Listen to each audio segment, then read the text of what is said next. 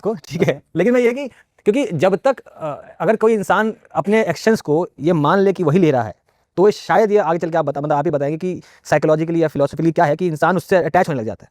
तो सारी मुद्दा शायद वही चालू होता है कि क्या जो मैं कर रहा हूँ वो मैं ही कर रहा हूँ या मुझसे करवाया जा रहा है। साइंटिस्ट के पॉइंट ऑफ व्यू से देखा जाए तो एक बहुत बड़े नाम, हम जब स्पेशल थ्योरी ऑफ रिलेटिविटी की बात करते हैं, खैर वो मैं अभी इस पे बात करूंगा कि कैसे वो एक पॉइंट पे आके बात साबित करती है कि फ्री विल नहीं हो सकती।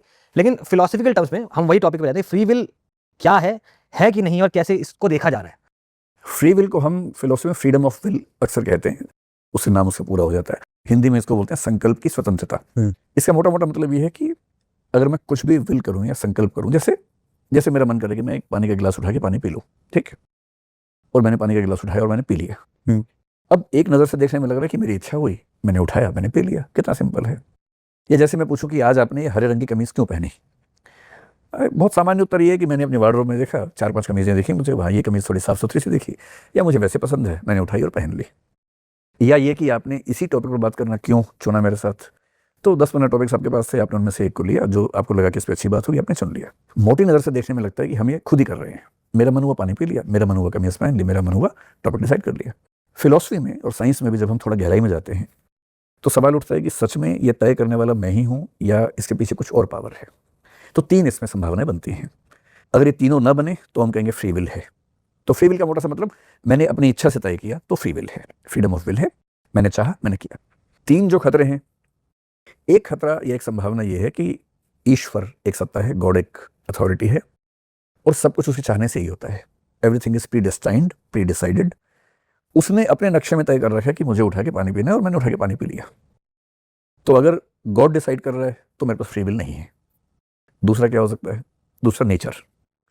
जैसे मैं कहूँ कि मैं ज़मीन पर चलता हूँ क्योंकि मेरा मन करता है चलने का, पर सच बात यह है कि ग्रेविटी का नियम ऐसा है कि मैं ना भी चाहूँ तो भी ज़मीन पर चलना ही पड़ेगा मुझे। मैं हवा में चल नहीं सकता हूँ, मैं पानी पर चल नहीं सकता क्योंकि मैं मछली नहीं हूँ, मैं डूब जाऊँगा उसके अंदर। तो मेरी मजबूरी है कि मैं ज़मीन पर ही चलूँ क्योंकि नेचुरल लॉज ने मुझे बांधा हुआ है कि मैं हवा और पानी में नहीं चल सकता हूँ। तो अगर मैं ये कहूँ कि मैं ज़मीन पर अपने शौक से चलता हूँ, मेरा फ्री विल की अभिव्यक्ति हो रही है, तो बकवास बात है क्योंकि नेचर ने बांधा हुआ है मुझे, है ना। अगर मैं 24 घंटे ना सोऊं और मुझे बहुत तेज़ नींद आ रही है और मैं कहूँ कि मैं अपनी मर्जी से सो रहा हूँ, ये बेकार की बात है क्योंकि नेचर ऐसी है कि मुझे सोना ही पड़ेगा वरना मैं जिंदा नहीं रह पाऊंगा, सोना ही पड़ेगा। भूख लगेगी, मुझे खाना ही पड़ेगा। कोई पेटू किस्म का आदमी बिना बात के खाया जा रहा है, एक अलग बात है, लेकिन भूख बहुत तेज़ लगी है, उस समय खाया, तो ये फ्री विल तो नहीं है। बहुत तेज़ प्यास लगी है, पानी पिया, फ्री विल तो नहीं है।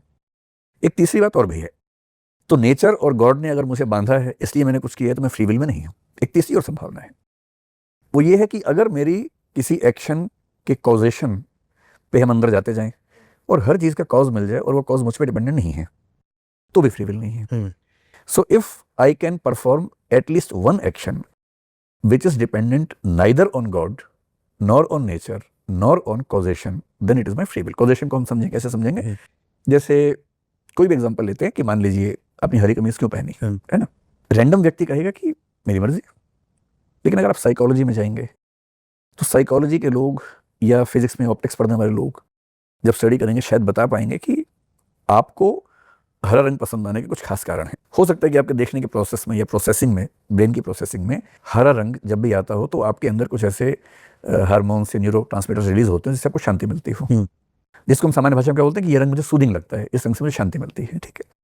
या कोई बचपन में ऐसा एसोसिएशन हो गया कि आप किसी अच्छे दिन गए थे, उस दिन आपने हरी कमीज पहनी थी, आपका दिन अच्छा बन गया था, और जब जो कोई अच्छा दिन होता है आपका अनकॉन्शियस माइंड आपको प्रेरित करता है कि हरी कमीज पहनो, और आपको पता नहीं चलता क्योंकि अनकॉन्शियस लेवल पे चल रहा होता है। और क्योंकि अनकॉन्शियस लेवल पे है इसलिए हम बोलते हैं कि इंट्यूशन हुई मुझे कि मैं ये पहन लूँ। Intuition is nothing but unconscious reasoning.